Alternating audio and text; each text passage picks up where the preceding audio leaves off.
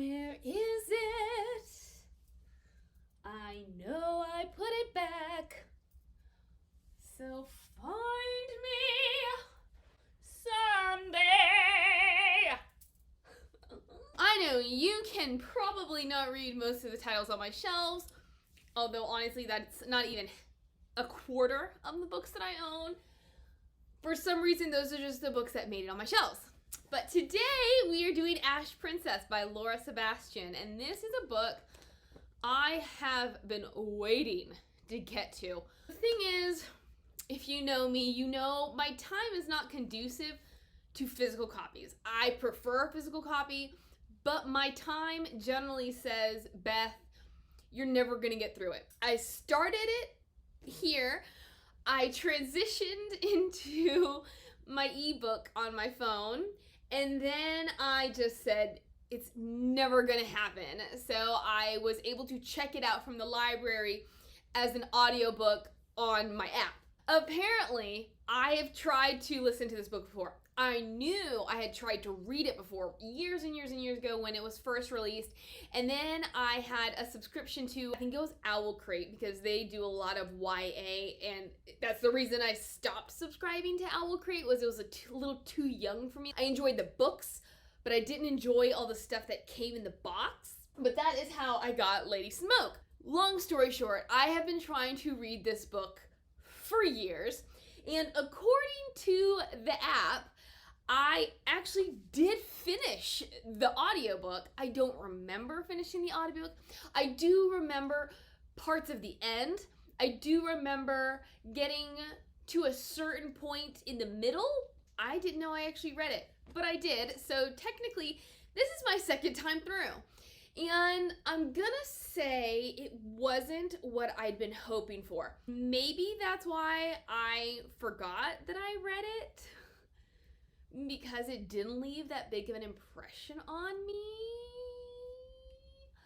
In many ways reminded me of The Cruel Prince, and if you've seen my channel, you know I hated The Cruel Prince.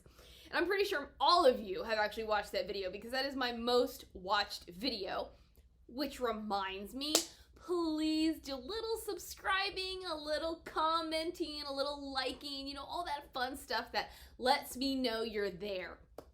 But back to Ash Princess.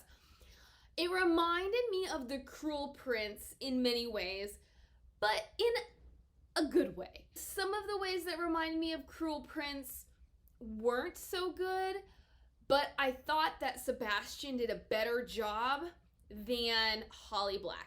So, with that out of the way, I'm going to tell you what Ash Princess is about. Ash Princess surrounds a teenage girl named Theodosia / Theo / Thora, depending on who you are, who is the rightful heir to her kingdom. However, about 10 years back, another people group came in, killed her mother, took over, and has kept her captive, and then has enslaved her people in the mines. Now, all the people of the mines, or just the people on the street, don't realize that she's being held captive, because it's kind of like being in a glass castle, in which from the outside, it looks like she is on the side of the Kaiser, because the two people groups, I call them Astrians. The narrator for the audiobook called them Astraean. Call them what you want. I might switch between the two. But there's the Astraeans, of which Theo is part of, and then there are the Calavaxians, who are the people that conquered them. And their country contains magic. And so the Calavaxians have basically bled their own country dry, and for decades, or maybe centuries, I actually don't remember, have been conquering other civilizations, bleeding them dry. So now they have come across Astria, whatever. They've sent the Astraeans into the mines because they want to mine them for gems, which then can imbue them with certain powers. Like, the Astraeans can actually harness these powers and use them, But the Calavaxians can only be enhanced by them. Like, they can be made a little bit stronger, a little bit smarter, a little bit prettier, but they can't wield the power of these gems. However, not all of the Astrayans can either, which is why most people go mind mad. But I digress. Theodosia, or Thora as she's known by the Calavaxians, because they're trying to basically strip her of who she is, or Theo, as she's known to other Astrians, is the Ash Princess, because whenever she is called upon to make a public appearance, she is given an ash crown, which through the night sheds ashes on her, and there we go. So she has been hanging out in the palace. Her subjects think that she has essentially turned her backs on them, when in reality, it's been a slow burn. She didn't really realize it's a slow burn until the opening events of this novel, in which one of the guardians, a man named Ampelio, has been captured. We learn, and here's a slight spoiler, it's one of those things that's kind of up in the air until the end when it's really verified that yes, Ampelio is her father. The rulers of Astria are all female, so it comes through the female line, and I guess the mother liked him or like loved him as much as she could, but it wasn't one of those relationships where she was ready to settle down. Anywho, it was always thought that Ampelio was her dad, but you didn't really know. He has finally been captured, and she is tasked with killing him. She tries to save his life. She tries to stop him from being murdered by the Kaiser, or the Thane. So the Kaiser is the king. The Thane is like his number one general. She's trying to stop from one of these men from ultimately killing Ampelio, and they make her do it instead. And so we open up with this, and he's like, "You're my queen. There are people out there. It's time to shine." From then on, she grows within herself as, who am I? Am I Theo? Am I Thora? Am I Theodosia? Am I my mother's daughter? Can I shrug off? Can I break free of these shackles that the Calavaxians have put on me, while also saying, what kind of queen am I gonna be? Because my mother would never have been this violent. It's pointed out to her, well, your mother didn't have to be violent. Different time and place, lady. But then she's like, do these people deserve to be murdered? Even though they murdered us. And I really, that was my favorite part, because I thought that was the strength, the backbone of the novel, which is kind of where I see the comparisons to Cruel Prince. She joins forces with this guy named Blaze, who had been her childhood friend. He lost both of his parents after the takeover, and he had been sent to the mines. And then this is where Ampelio found him, because he has the earth power. And then there are two others that Ampelio had found and was training, and that would be Heron and Artemisia. What happens is Thora, she all of her life has had shadows. She's never alone. When she's asleep, they're hiding behind the walls, watching her through peepholes. So these are the people who watch her night and day and then report on her movements to the Kaiser. So Blaze, with Ampelio's help, those three had escaped the mines, and they dispose of the shadows, and they become her shadows so that they can plot a rebellion. There's also the Kaiser's son, Sauron, or Sauron? Is that O with the slash? The narrator calls him Sauron. I tried to look up the pronunciation of that O, and what I heard, or what I gleaned, was that it's an O like in word, so it's like a so it'd be more like Sauron. Again, pronounce it how you want to pronounce it. But we have him coming in as well. He has been off learning how to fight and be a great warrior, but now he is home. And there's this little romance, which we're given a love triangle, because of course Blaze is her other love interest. And the final player in all of this, Crescentia, who is Theo's best friend, and she is the Thane's daughter. I have feelings about her, which I'll get into, but I thought that she and Sauron made a great counterbalance, because even though Thora didn't like the treatment she suffered at the hands of the Calavaxians, Cress had been her friend basically her entire life. And then Sauron, no matter what she thought of him before she met him, seems like a pretty decent guy. So I enjoyed seeing how she was like, these are the people that I'm going to be hurting if we put our plan into action. She has the rebels, she has her new love interest, she has her best friend. She's trying to balance it all and trying to figure out how to make things work for everyone. What she ends up doing, and here's a spoiler, is she ends up killing the Thane. And the thought was to also, I think the thought was also to kill Cress because of various reasons. And then she was gonna kill the Kaiser and have it blamed on someone else. But things went awry and she's imprisoned and only the Thane dies. Cress.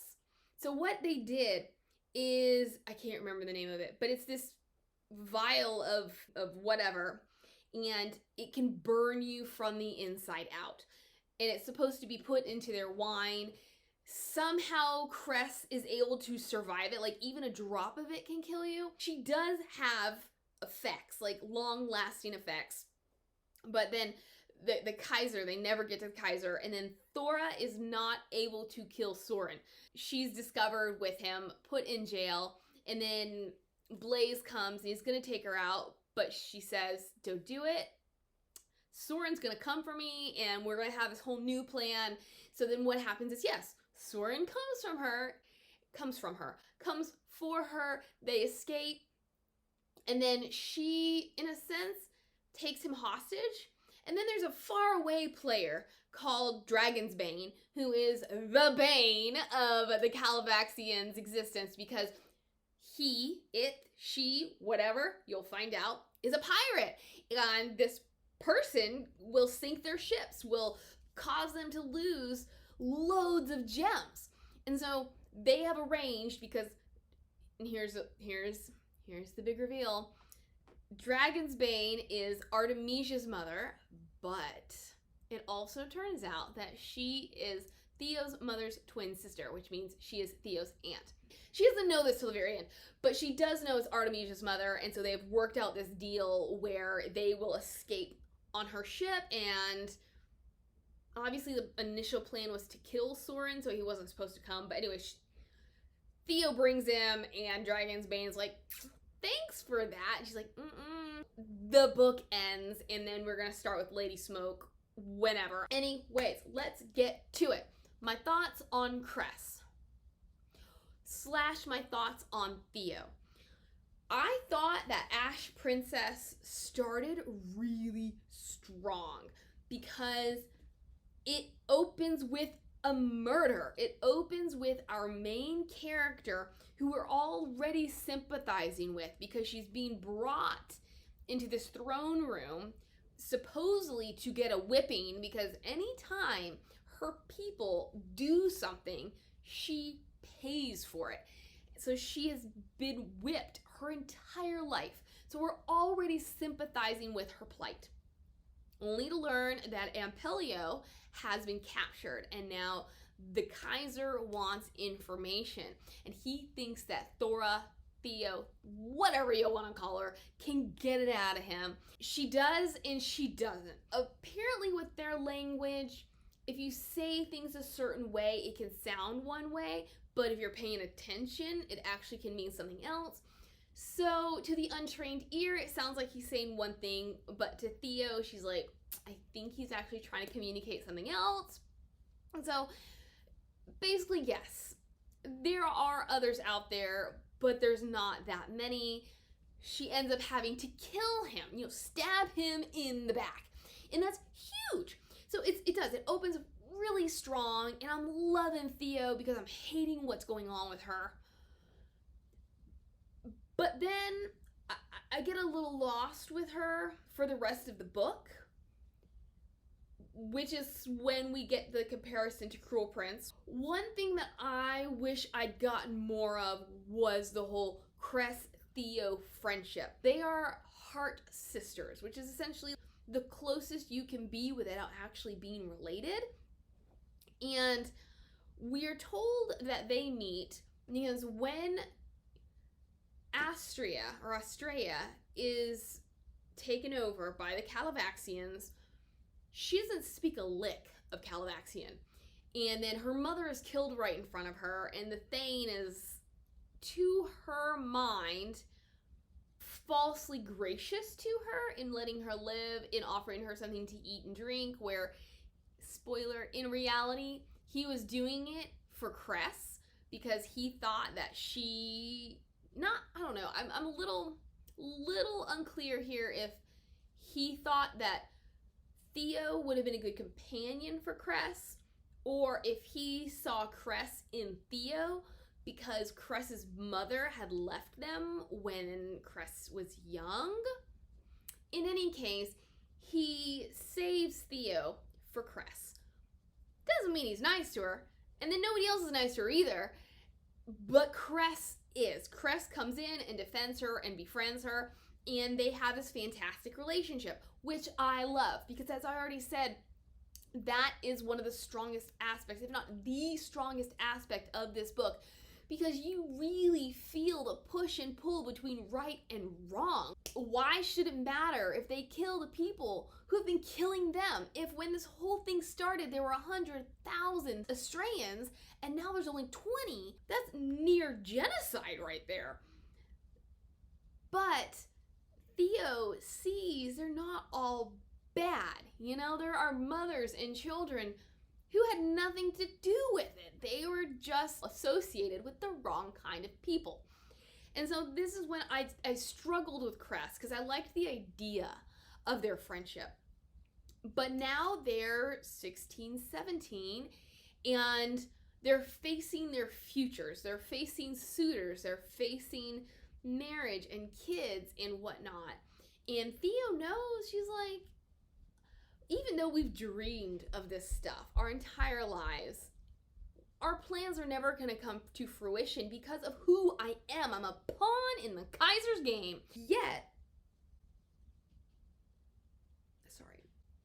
Yet, she is very beautiful. That means she's a rival for Cress. So we see these traits coming out in Cress that I'm not sure how we're supposed to interpret them. Theo interprets them as just pettiness. You just see the mean girl in her, and maybe it's because I knew what was going to happen in the end, that I was looking for something that wasn't there.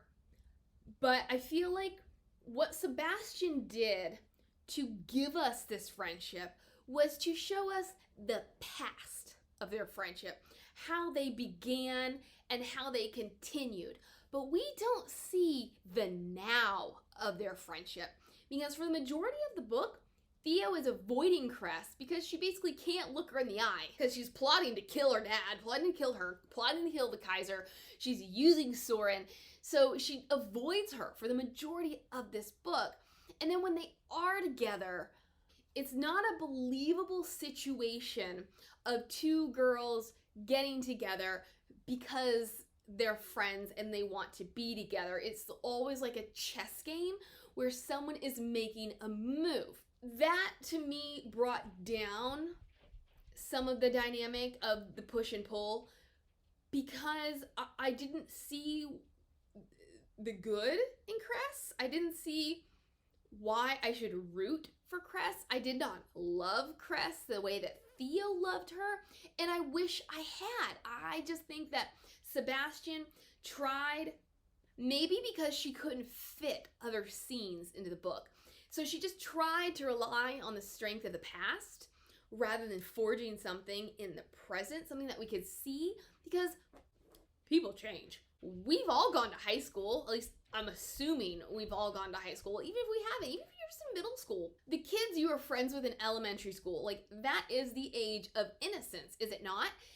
there's an even footing there. But the older we get and the more our worlds expand and the more our hormones come into play, the more we start treating each other with less than kindness. Cress could have changed. The 6-year-old Cress is very different from the 16-year-old Cress, but we don't see any of the 16-year-old Cress except that she's trying to sabotage Theo's chances for a good match. And then what Theo eventually realizes is that she's never really been Cress's heart sister.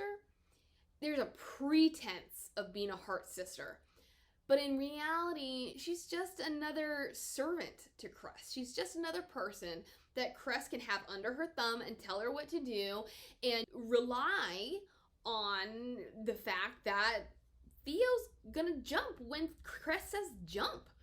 And so that is the impression that I had the entire time, that Cress never had Theo's best intentions at heart. She was always just trying to figure out how she can come out on top. So that's coming to Theo and the Cruel Prince thing, because my biggest issue with Cruel Prince, I don't even remember the main character's name. I probably should look that up before I started this review. But she wanted something really badly. In the beginning, she had a lot of drive to get it, but throughout the entire book, she failed to pursue it.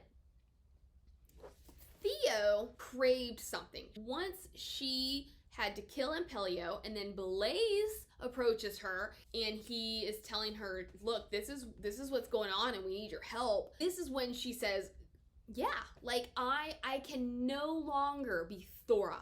I need to be Theo. And eventually she transforms into Theodosia. She is no longer the Ash Princess. She is Queen Theodosia. However, as much as she wants this and is much better about having the drive and the ambition and the desire than the girl from Cruel Prince, she doesn't actually do anything about it. She's given the poison, but because of that push and pull, she can't bring herself to do anything about it, which isn't bad in theory. It's really not. But I kept waiting for her to do something. But every time she had a chance to, she would change her mind and back out. And I felt like the rebel leaders were the ones who were more proactive than her.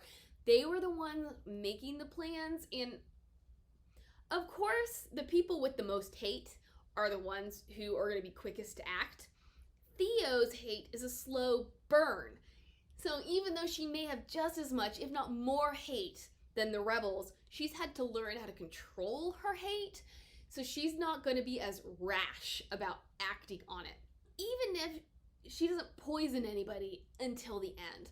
And even though she does start to play with Sauron, the problem with her using him is she's actually falling for him at the same time.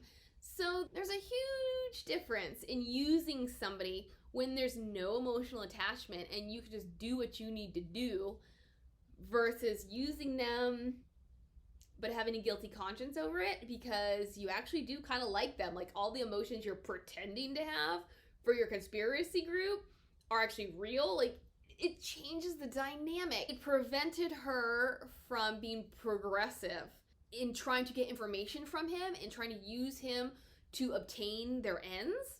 It was slow. It was a lot of her thinking, and oh my gosh, I got really tired. I'm okay with the back and forth of I'm strong but I'm weak, I'm strong but I'm weak, because she's growing into herself. It's natural to doubt yourself, but I got really tired of her literally crying. It's not just saying, oh, I don't think I can do this, but it's like, oh, I'm broken and all my fractured lines are coming apart. And I can only hear that so many times before I don't care about Theo anymore. I need somebody who's going to do what they're supposed to do, who's going to stand straight. Because what would happen is she'd be led into the throne room for her whipping. And she knows it's coming, and she steels herself against it, and she endures it with dignity and strength. And then she returns to her room and she falls apart. Part of me says that's only natural. No matter how strong you are, you're getting lashed. That's not fun. So when you have a moment, you're probably gonna cry. You're gonna release all those emotions that you'd held in when in the face of people that you don't want to see you be weak. But I wanted her more and more towards the end, as she's strengthening within herself. I wanted her to return to her rooms and resolve. Be like, you sit in front of that mirror and be like, I can do this. You got this. Like, next time, next time, next time. Have her planning and doing things rather than her admitting that she's failing the conspiracy by not doing anything. Essentially, we're being told that she's not doing anything, and she recognizes she's not doing anything. And I think there's a point where Blaze said, look, we can do this with or without you. It was either him or Artemisia. One of them said, we don't actually need you.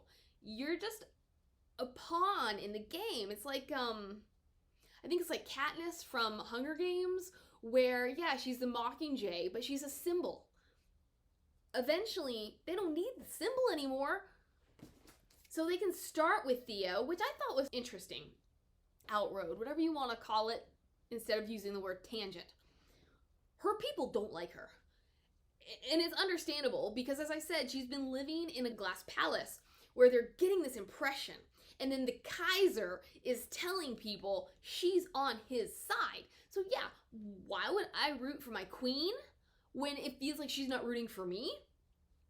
So I thought it was really interesting that they would try to get her involved when there's so much uncertainty revolving around, can they actually get people to fall in line behind them and support them in their endeavor? Of course, people are going to want to support them because they don't want to be under the thumb of a cruel dictator. But it takes a lot, because even when you're under that kind of oppression, it's still better than doing it on your own when you have no resources. I think I would have preferred a little bit more of a balance, or a little bit more of an underground following where they can come and rise up, or yeah, Blaze gets out of the mine and says, hey, this is public opinion, this is the majority of the public opinion, but you do have a support system. There are people who don't believe the stories. I thought that would have helped me to connect with her as their leader a little bit more. Anywho, the mines, before, who else did I want to talk about? Sauron? Yeah, the Sauron, the love triangle. Before I get into that, I'm going to talk about the mines. And this is something that I don't know if I would have caught on to if I hadn't read someone else's review. Although it is stated at the end, or implied at the end, that Blaze suffers from mind madness. Even though the Astrayans can wield the power of the gems, not everybody is cut out for it.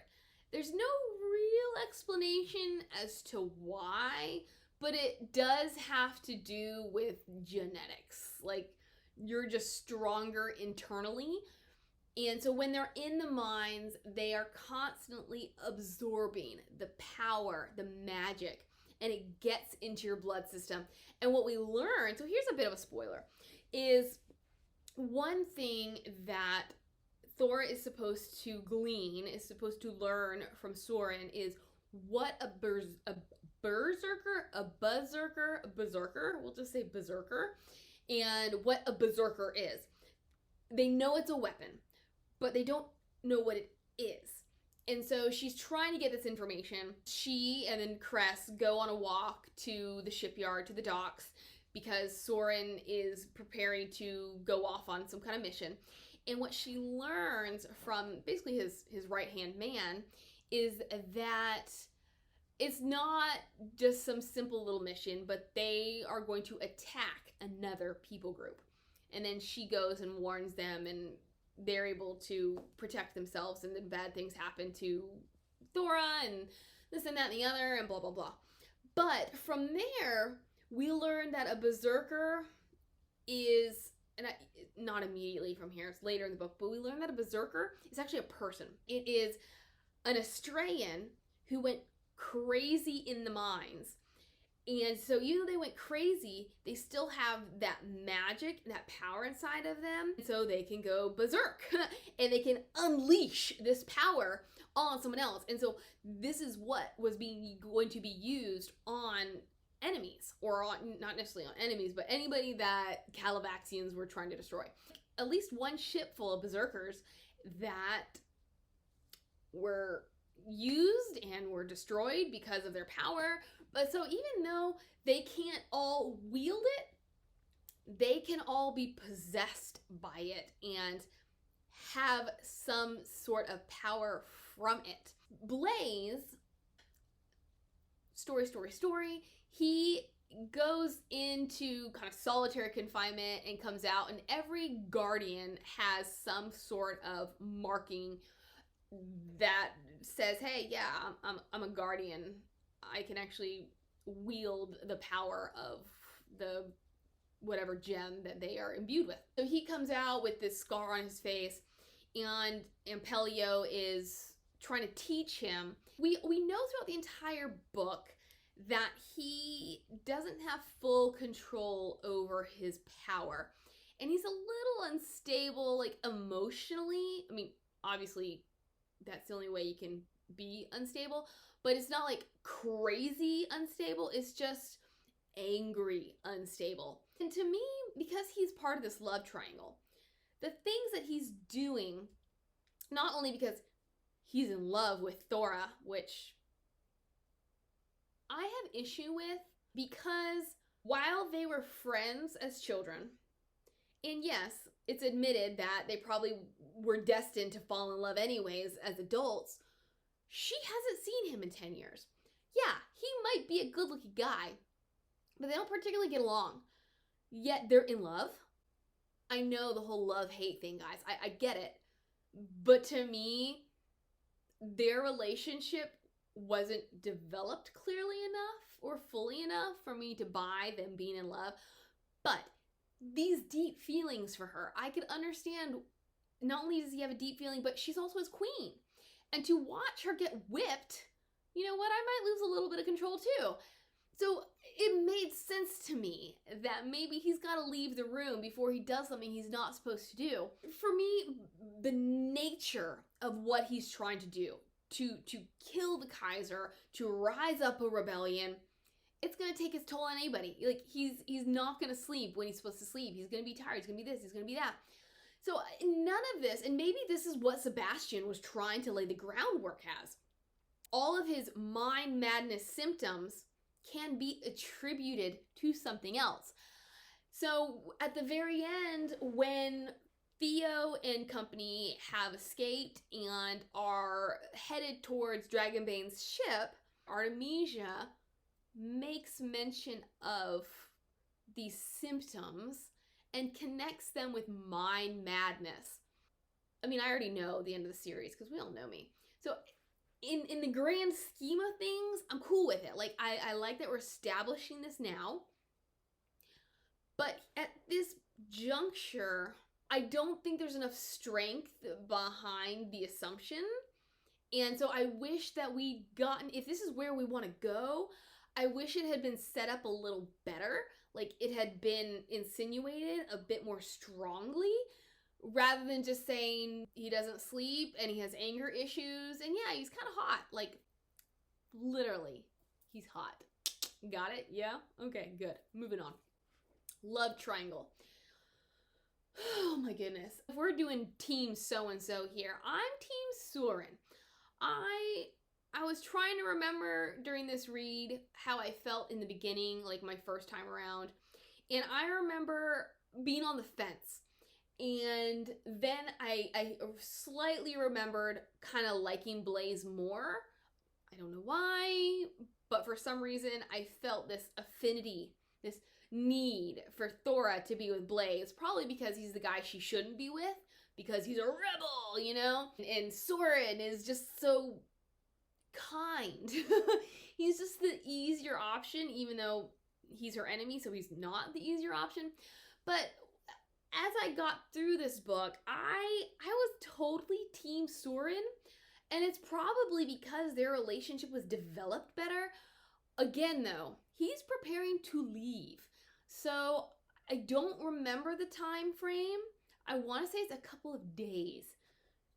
She meets up with him. Like, she re-meets him after 6 years of him being off at sea, doing what he's doing to become a warrior.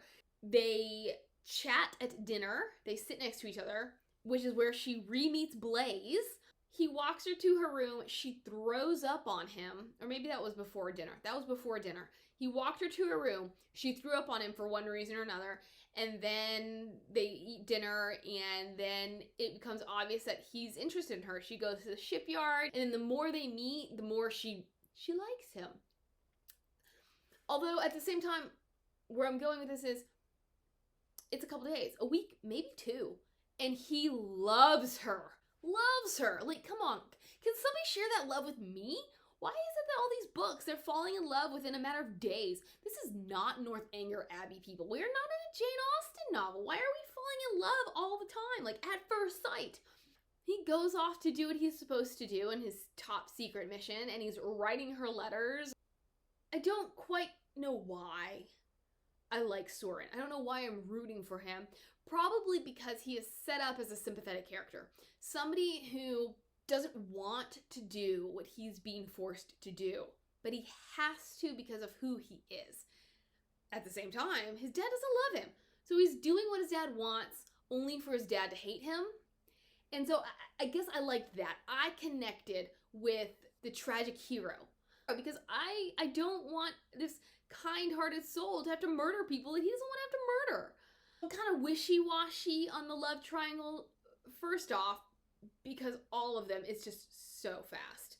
Second, lack of development. And third, is it really necessary for the novel? I know you're all going to argue with me and say, of course it's necessary. Every YA has to have a love interest, if not a love triangle. But I argue with that. I really do. Because sometimes it's not about falling in love. Young adult has changed from something that you can be embarrassed to say you read as an adult because it's focused on high school romance to developing as a person. Romance angle, especially because Thora, when it comes to Sauron, doesn't know herself where she stands. I just got tired of her back and forth with that. Even though it does go back to the strength of the novel where there's this push and pull between right and wrong. Like, what should she do? What should she not do? What kind of queen should she be? So, one of my favorite characters was Wa. Theo is always being watched. And when she was younger, the Kaiser would kind of set her up. And he would put someone in her service that she thought was on her side, but was really, going to tattle on her to the Kaiser. And so eventually she gets saddled with Wa. And Wa, what I love about her is there's an early seed planted, which then grows. And the way it grows, I'm in love with. So we know that she must have done something. And she is of a nationality that had previously been conquered. But what sets her apart is that her mouth is sewn shut. So we know not only is she a conquered people, but she did something to not only deserve or to earn her a spot as a servant, but to have her mouth sewn shut. We never really know if Wa is trustworthy or not, which I think is great. I really like that whole idea of, are these people going to get caught? Who can be trusted? But whether we can trust Wa or not, she is a mother figure to Theo. Because she, I don't know, maybe Theo was 7 or 8 when Wa came in. But she was 7 or 8 when Wa came in, and now she's 16, 17. So this is a long time for Wa to be taking care of her, even if they can't talk. At the end, so I told you that Sauron had a right-hand man, and this guy's name is Eric. So what we learn, spoilers here, people, not only is Wa Eric's mom, but his dad is, any guesses, any guesses, any guesses? I didn't see that one coming, and there's really no reason I should have, because we do get a description of him, but nothing that really says that connects him to the Kaiser, except Theo notes that he, because of his coloring, he's obviously not Calabaxian. But whoever his father is has to be somebody pretty important for him to have this position on the boat and in the crew. Then we learn that one of Sauron's redeeming characteristics is that he has never once questioned Eric about being his father's bastard. I was like, what? I thought it was fantastic. Like, I really loved how we didn't know how to feel about Wa, but we pretty much liked her because we liked her. But then she has an even greater significance in all of this, because her mouth was sewn shut and she was forced to become a slave because she tried, or rumor is, she tried to kill the Kaiser from his own bed. And so you're like, Wa, I knew I liked you. I knew you had spunk. Talking about the Kaiser and his lovers, the Kaiserin. I don't really have a lot of feelings about the Kaiser. He is just a violent man. But one thing I really enjoyed is the Kaiserin. And can I just go and put on record, I enjoy when writers bring in other nationalities and like other languages into their books, and they kind of twist them so that they are close enough, because I think like Kaiser is German, this is a German language, but she's twisting it so it is a new thing that is unique to her book. At least I'm thinking she is. I don't know my German that well. I am learning Dutch. Ja, ik spreek Nederlands. Niet opeen. I don't know, if you're Dutch, please, I've tried to figure out the difference between niet and heen and like when to use it. So yeah, ik spreek Nederlands, niet German. I don't know the word for German. I digressed again.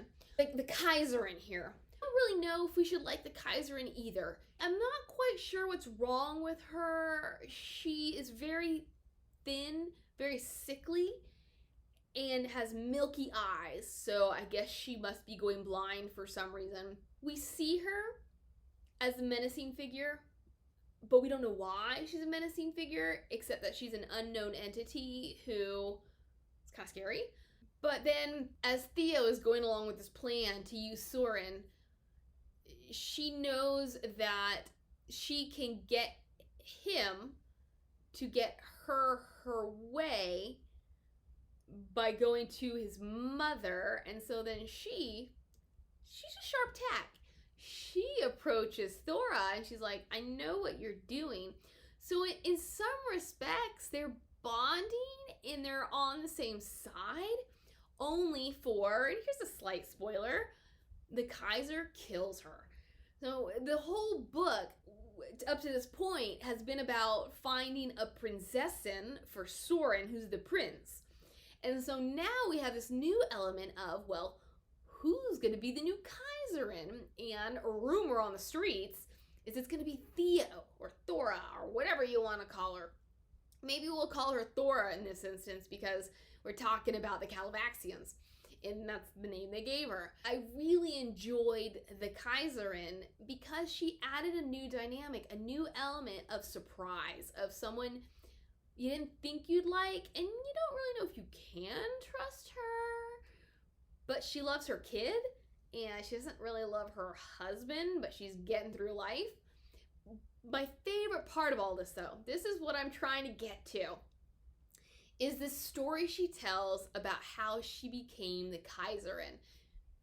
Because what happened was, the first rumor is that Thora, Theodosia, is going to be married off to a very cruel man. So she appeals to Sauron, who then talks to his mother, who then says some things to the Kaiser, and then somebody else is married off to this guy. And then the Kaiserin pulls Thora aside and says, look,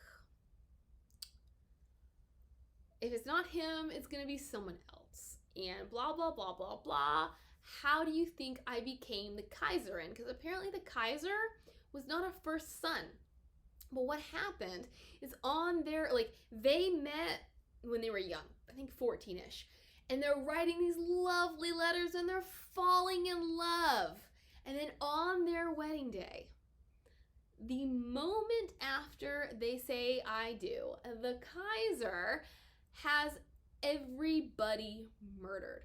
His family, her family, anybody in that chapel, he has them murdered so that he can be the Kaiser, and ergo, she is the Kaiserin. And so this is what Theo has to look forward to if she becomes a princess or the Kaiserin or Prinzessin. And I thought of anything in this entire novel that summed up, in a nutshell, the Kaiser. I wanted more. I wanted more of that because both he and the Thane were really one-dimensional. Like, they were just cruel. But we know you're not cruel because you're cruel. Like, there's something else. And so I wanted to know how he turned from this seemingly decent dude who's writing love letters to someone who's gonna kill to get the crown. And not only does he kill his family, he kills her family, which is ruthless, people. Holy cow! That's not a way to get your bride on your side. I'm hoping I get more background in the next book, because as of the end of Ash Princess, the Kaiser is still alive, and he either has or is going to marry Crescentia. I don't know why I can never get her name right. But anywho, this is the game plan, is now that Theo is no longer in the running, he's going to marry Cress, and we're going to see them in the next novel. So he's around. We can get more info on him. Even if he died, we could get more info. Retroactive, you know? There's another character. Her name is Elpise. And she is the one that Theo enlisted to poison the Thane and Cress, because she is one of Cress's maids. Although I'm gonna just pause right here for a minute. For a guardian to fully use their powers, to be the strongest they can be, they have to have a gem. So naturally, Theo's trio of rebels don't have any, and she steals some of Cress's jewelry. I thought it was a little suspicious because we don't get much of Cress. So I'm coming back to Cress here. I'm sorry, guys. We don't get much character development in her, except that they have been friends a long time, and she's basically a mean girl. But we're told that she has a ton of jewelry, so hopefully she won't notice if something is missing. So I didn't understand how towards the end of the book, Cress just pulls out this whole summation, essentially, of what Theo's plan is. She didn't strike me as somebody who would notice that her stuff is missing, because she was so generous with Theo, she would just give her stuff. So even though Theo's not allowed to have the jewelry, I don't know why, first off, how she would notice that these pieces are missing, because it's only like 3 pieces.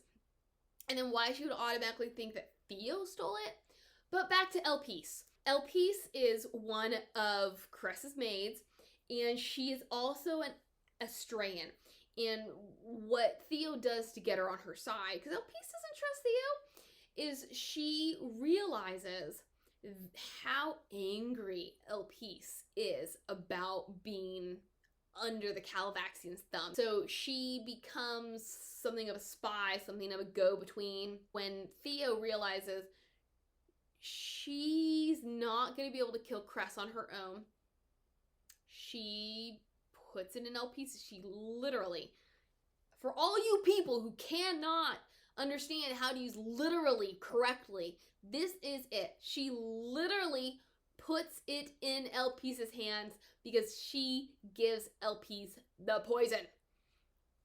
That is literally putting it in Elpis's hands. If she had not actually physically given her something, she's not literally putting anything in her hands. She's figuratively handing it over, okay? Anywho, so she knows Elpis will do it. Elpis has enough anger that she can kill both of them. And then what happens to make it all go to pot is there's another servant of Cress's, and I'm not sure how much of this is true, how much of this is just something because she wants to get Elpis in trouble. She says that she knew that Theo was the one who'd come to the door and that she had seen Elpis put something in her apron, and then later when they were preparing the dessert wine, she saw Elpis do something or was, smiling and acting kind of funny. So after the Thane then dies, she puts the pieces together and she rats on Elpis and Theo, and this is why Theo gets arrested. But then what happens is no good deed goes unpunished. She's murdered, and then Elpis is murdered. And this was a moment where I was actually behind Theo, because although then I was not behind Theo. And we're coming full circle here.